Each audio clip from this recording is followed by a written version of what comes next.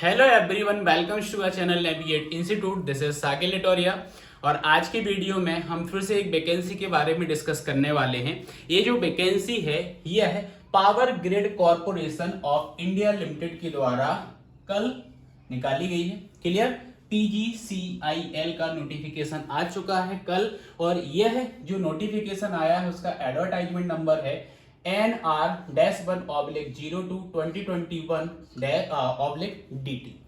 ये जो रिक्रूटमेंट यहाँ पे PGCIL के द्वारा होने वाली है, यह रिक्रूटमेंट होने वाली है डिप्लोमा ट्रेनी के लिए और यहाँ पे इलेक्ट्रिकल इंजीनियरिंग और सिविल इंजीनियरिंग कैंडिडेट एलिजिबल होंगे।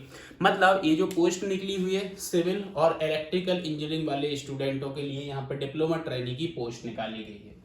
अगर हम वैकेंसी की बात करें, डिटेल्ड वैकेंसी की बात करें तो सबसे पहले हम पोस्ट आईडी की बात करते हैं। पोस्ट आईडी नंबर 5 जो डिप्लोमा इलेक्ट्रिकल के लिए निकाली गई है और टोटल नंबर ऑफ वैकेंसी यहाँ पे 30 आई हुई है।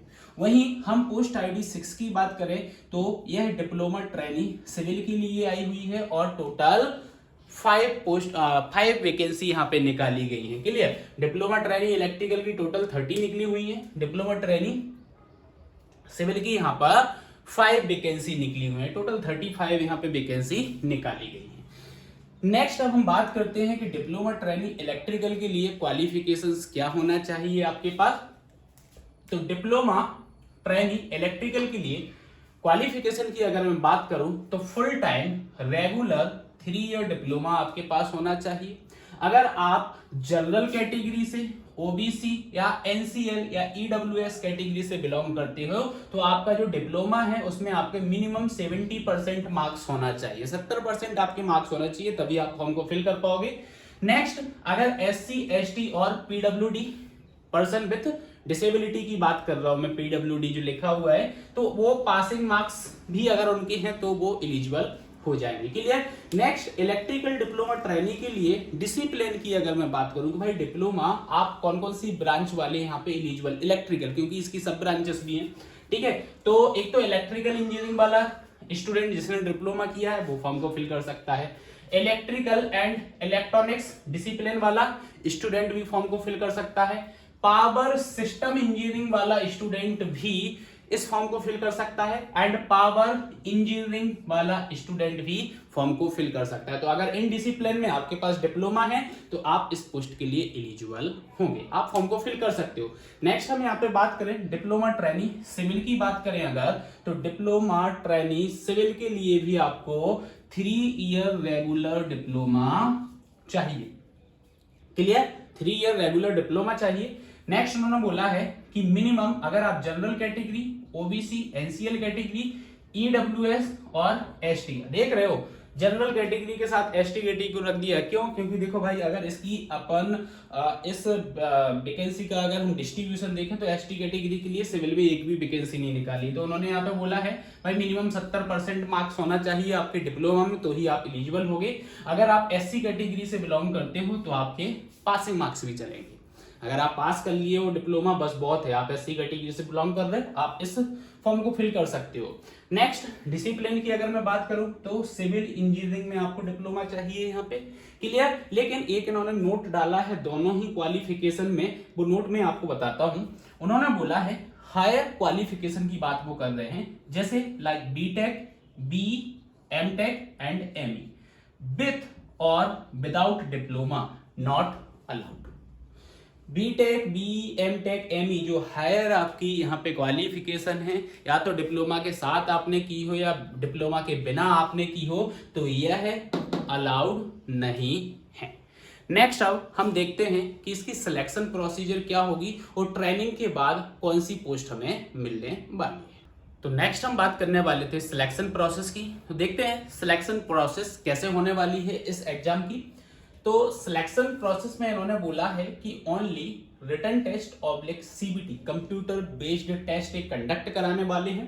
क्लियर? जो सीबीटी टेस्ट आपका होने वाला है वो दोनों लैंग्वेज में आपको मिलेगा, हिंदी में भी मिलेगा, इंग्लिश में भी मिलेगा। क्लियर? बोथ लैंग्वेज में मिलेगा, तो ये दिक्कत नहीं है डिप्लोमा वाले स्टूडेंटों के लिए कि सर इंग्लिश में तो नहीं आएगा क्लियर पेपर। क्लियर? दोनों लैंग्वेज में मिलेगा, इन्होंने मेंशन किया हुआ है।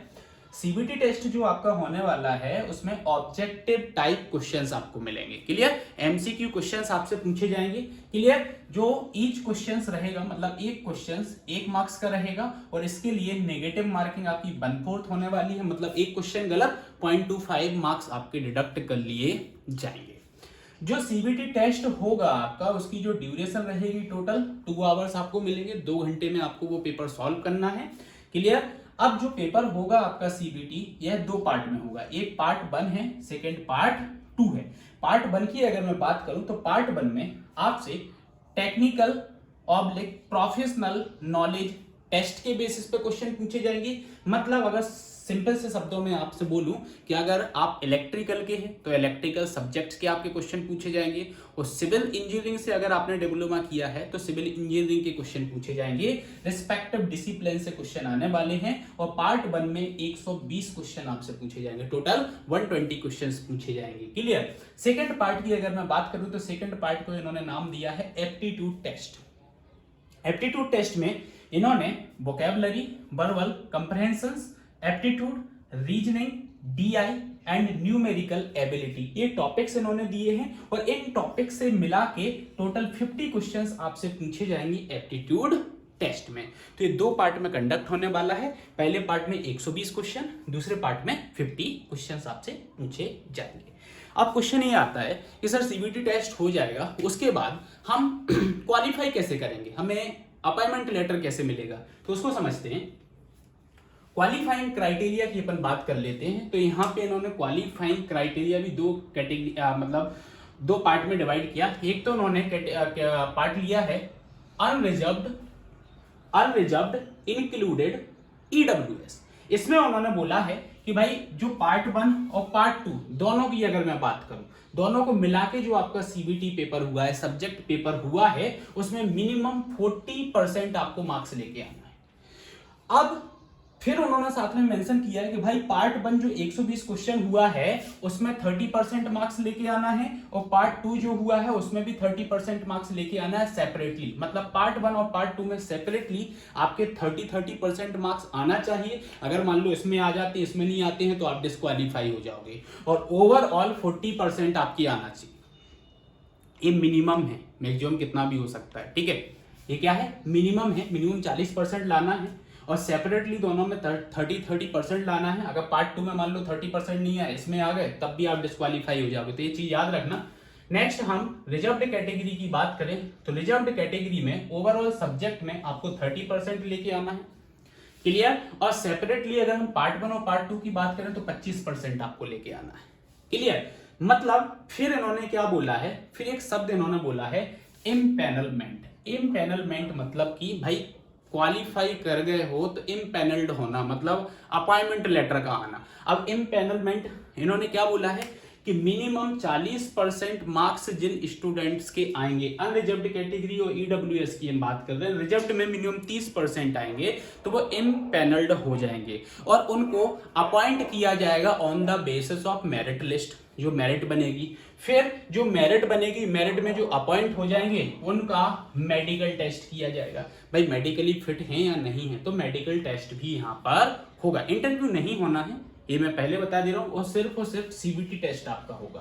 Clear? Next important, test centre. आप जैसे टेस्ट सेंटर की बात करें तो आप अपने एड्रेस के अकॉर्डिंग पास में सेंटर देख सकते हैं। पहला सेंटर जो इन्होंने दिया है वो दिल्ली दिया है, दूसरा जयपुर एंड तीसरा देहरादून। तो यह 3 सेंटर पे ही ये पेपर कंडक्ट होने वाला है। तो जो भी नियर पड़ रहा हो आपके घर से उसको आप यहाँ पर भर देना, फिल कर देना सेंटर को। नेक्स्ट हम बात करते हैं ट्रेनिंग पीरियड। जैसा कि आप लोगों ने देखा था वैकेंसी जो रिक्रूटमेंट होने वाली थी पोस्ट ही डिप्लोमा ट्रेनिंग की वहाँ पे निकली हुई थी। तो हम यहाँ पे ऐसा है कि जैसे ही आप इम्पैनलमेंट की हम बात करते हैं, इम्पैनल्ड हो जाते हो, अपॉइंटमेंट लेटर आ जाता है, मेडिकल टेस्ट हो जाता है, तो आपका ट्रेनिंग पीरियड होगा। तो जो ट्रेनिंग पीरियड होगा वह है आपका 1 साल का होने वाला है। 1 ईयर का आपका ट्रेनिंग पीरियड रहेगा। इस ट्रेनिंग पीरियड के दौरान जो आपको स्टाइपेंड मिलने वाला है वो 27,500 पर मंथ आपको मिलेगा। 27,500 रुपये आपको पर मंथ दिए जाएंगे। क्लियर? नेक्स्ट, जब 1 साल का आप ट्रेनिंग पीरियड कंप्लीट कर लोगे, 1 साल का ट्रेनिंग पीरियड आप क्या कर लोगे, कंप्लीट कर लोगे, तो फिर आपको जो डिजिग्नेशन यहाँ पे दिया जाएगा वो जूनियर इंजीनियर का डिजिग्नेशन दिया जाएगा, और जो यहाँ पे आपका रेगुलर सैलरी रहेगा वो 25,000 से 1,17,500 तक आपका सैलरी रहेगा। क्लियर? तो 1 साल तक का ये ट्रेनिंग पीरियड रहेगा। अच्छा, नेक्स्ट एक और चीज मैं आपको बता दूं भाई, ये पीएसयू है, आपको ही पता है इंडिया की महारत्ना कंपनी है, तो यहाँ पे बॉन्ड भी है। बॉन्ड आपका भरवाया जाएगा ट्रेनिंग पीरियड के दौरान, 1 साल का बॉन्ड रहेगा, फर्दर 3 ईयर का बॉन्ड रहेगा आपका। क्लियर? उस बॉन्ड में अगर आप बीच में जॉब वॉब छोड़ के जाते हो तो कुछ पैसा वगैरह यहाँ पे रहेगा। क्लियर? आप डिटेल्ड नोटिफिकेशन में बॉन्ड के रिगार्डिंग देख सकते हो। लास्ट वाला पॉइंट है बॉन्ड के रिगार्डिंग, हमारे टेलीग्राम चैनल पर हमने ये नोटिफिकेशन शेयर किया हुआ है, आप वहां पे जाके फुल नोटिफिकेशन को देख सकते हैं। फॉर्म आप फिल कर दो। अगर ये इन्फॉर्मेशन आपको अच्छी लगी है तो चैनल को सब्सक्राइब करें, इस वीडियो को शेयर करें और लाइक करें। Thank you.